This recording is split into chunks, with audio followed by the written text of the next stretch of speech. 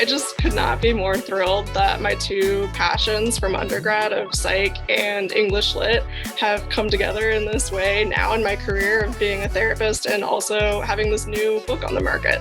Welcome to Learning from Experience, a podcast for college students and recent grads who want to hear directly from alumni on how they've adjusted their lives post-graduation, including personal stories of success, career readiness, and tips for navigating the real world. Created by the College of Liberal Arts and Sciences at Arizona State University.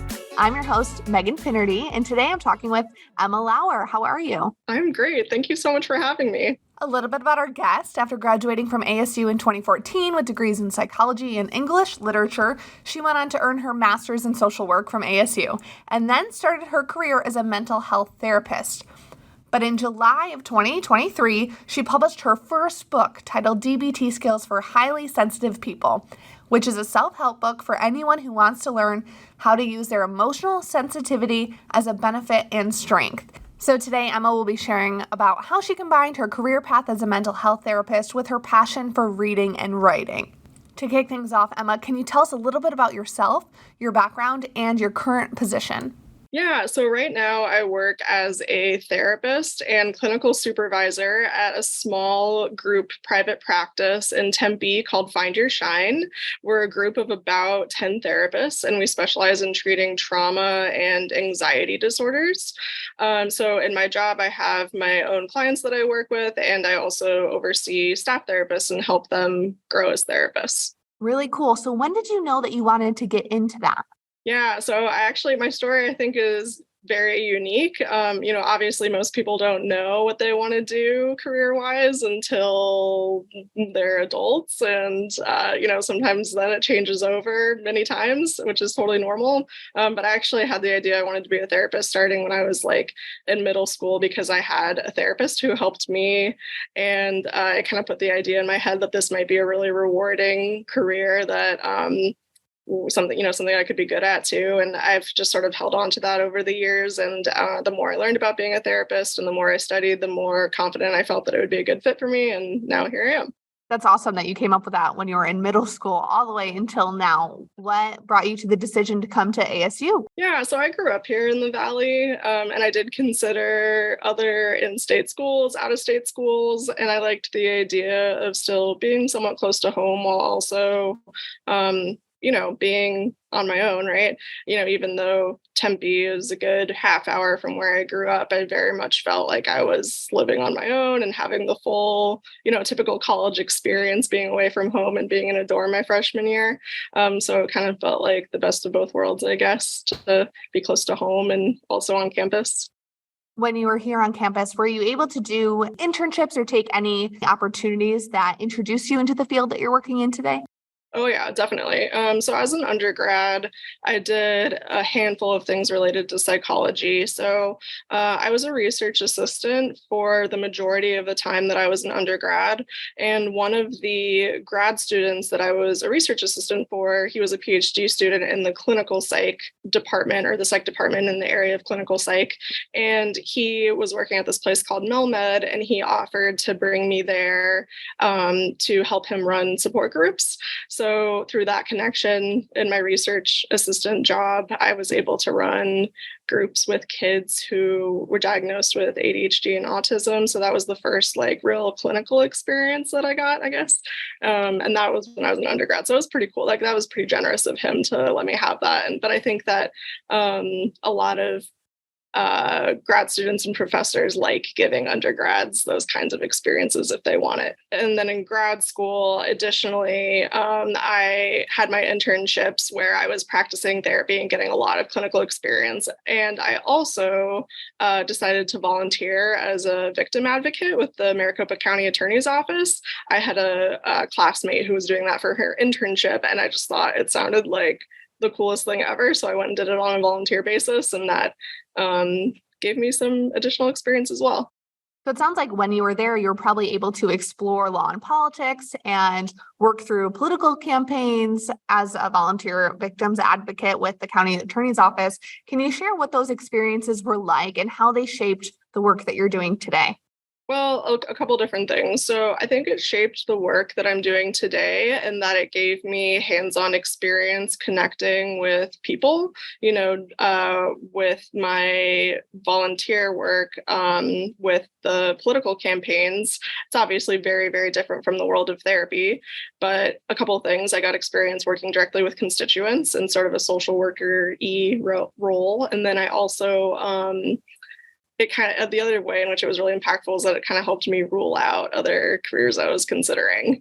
I had a lot of fun doing like the victims advocate thing, and I had a lot of fun working on political campaigns, and I was considering taking jobs in those areas. And there were experiences I really enjoyed, but ultimately it led me to where I am now. Basically, I had to have the experience in order to rule out other things. On that same vein of ruling out other things, when you were doing your undergraduate, you decided to get 2 degrees, so one in psychology and one in English literature. Why did you decide to pursue both the sciences and humanities? Was that a part of trying to figure out what you wanted to do in the future, or did they more just interest you? Yeah, I would say it was more so the latter. I mean, because it interested me so much, I think there was maybe a part of me that was maybe seeing if I could kind of rule it out, or would have liked to explore it as a career option.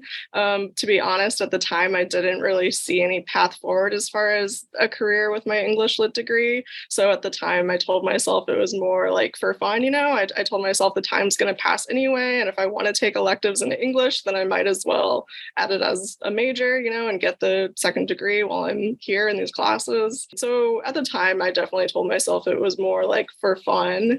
And yeah, because I'd always had a passion for English and a passion for reading and writing, and I knew I would want to be in those classes, even though I saw myself as doing the psych degree specifically for my career.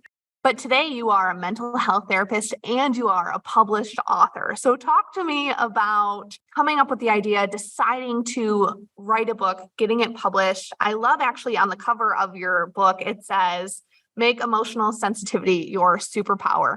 Can you tell me a little bit, where did that idea come from? And now looking back, can you see how your English literature degree helped with this project? Oh yeah, 100%. I mean, when I was an undergrad, I maybe had dreamed about publishing a book someday, but I never would have guessed that I would actually have a book published, especially at this point in my career. So yeah, I'm incredibly grateful looking back for all I got from my English degree. As far as where the idea for the book came from, so basically I worked to develop that idea with what they call them an acquisitions editor at the publishing company. Their job is basically to help develop ideas with authors so that they can come up with something that they think will sell well, and also something that's like within the therapist's wheelhouse. And so we kind of developed this idea together, but I brought her the idea of helping people feel really empowered by their emotional sensitivity, because it's something I see constantly in my work as a therapist. It's when it comes to treating anxiety, depression, eating disorders. I don't treat substance abuse, but it's relevant to that as well. Being able to, I like to say, make friends with your emotions, and learning how to understand your emotions and use intense emotions to your benefit so that you can understand yourself and your situation better. It's relevant to all of it. So I thought it would be something that a topic that's widely applicable. For someone who maybe hasn't gone to therapy before or hasn't been in this arena, do you mind explaining what DBT stands for?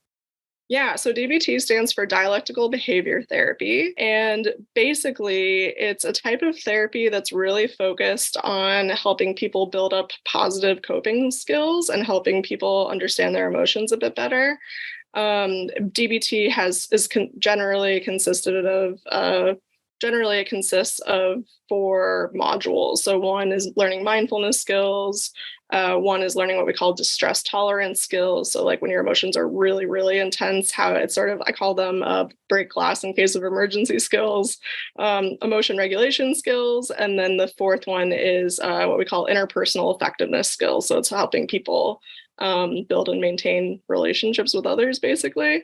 And yeah, DBT is something that was designed to help people who struggle with intense emotions. But what I've found is that DBT is helpful for all kinds of people, all kinds of situations. Well, this may be hard as you came up with the entire book, but if you had to pick maybe one or two things that you would love for people to take out of your book, what would you say? Oh, that's a hard one. I think so. I would say my favorite chapter to write was probably the chapter on self-validation. I think self-validation is a really important skill for people to learn. And I wanted the book to feel really compassionate and supportive. And I feel like that comes across in that chapter really strongly. So the self-validation skills come to mind. There's a really practical skill in there called the model for describing emotions that's taken straight from DBT. And it's basically helping you sort of understand the link between the feeling, the emotion that comes up based on some kind of outside or maybe an internal trigger, right? Like someone says something, something happens in your environment, or maybe you just have like a random thought that pops in your head. That would be the trigger, DBT calls it. And then you have an emotion in response to that. You have thoughts in response to that. You have bodily sensations in response to that. You maybe act on those feelings in some way, and basically the model helps you sort of link all that together and understand yourself better and understand your patterns, which I think can be really valuable. So those are the first couple of things that come to mind. I think sometimes I hear, at least in my world, sensitivity as a negative term. But what I love about your cover is that it says that it becomes your superpower. Why do you think there is a stigma around sensitivity, and what would you like people to hear instead? Yeah, I love this question. Thank you for asking that. So I think that there's stigma around it. Partly because we associate being sensitive with being feminine. So I think that for people who aren't feminine, it's stigmatized just solely by being associated with femininity. I think that's part of it.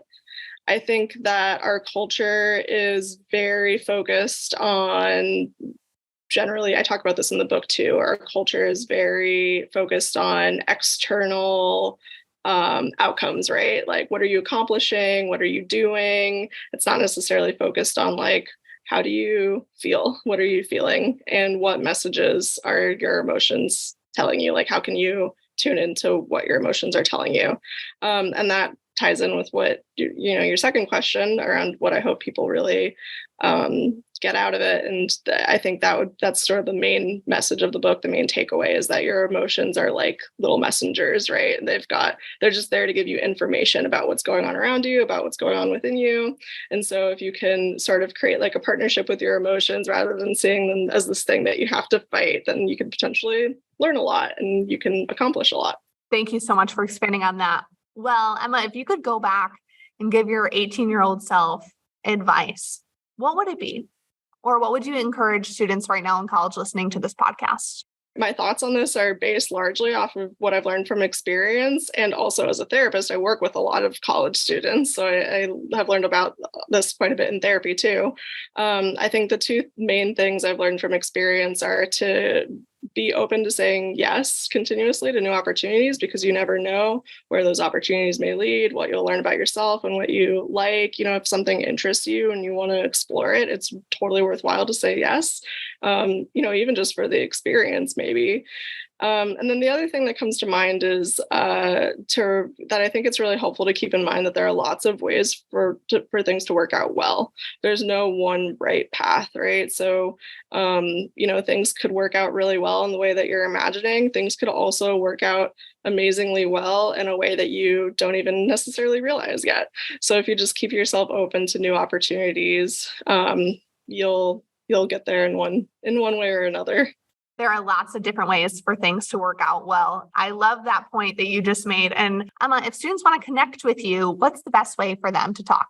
Yeah, thank you so much for having me. I'm so honored that you guys considered me for this. I can be found on Instagram. My personal handle is Emma.Lauer, and our practice, Find Your Shine, is on Instagram at Find Your Shine Therapy.